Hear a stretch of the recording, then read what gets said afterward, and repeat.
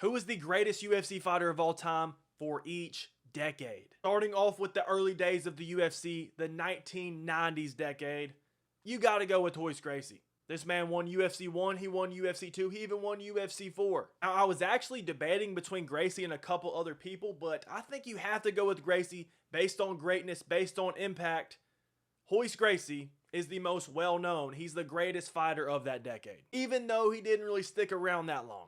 Moving on to the 2000s, guys, I think this is a no-brainer. It's Georges St. Pierre. This man lost 2 fights across the whole decade, 6 title wins. And if you look at the first half of the 2000s, like 2000 to 2005, it might be Matt Hughes. It might even be Chuck Liddell. But from 2000 to December 31st, 2009, it's GSP. Let's keep things moving on to the 2010s decade.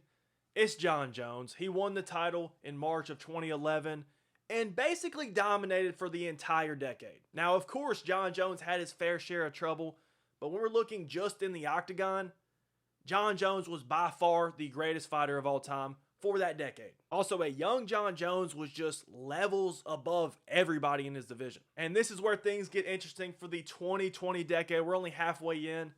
I think you got to go Islam Makhachev. Islam is 9-0 since 2020. He has 5 title wins against Volkanovski, Charles Oliveira, Dustin Poirier, Renato Moicano. But I don't think there should be much of a debate here. Khabib retired in 2020.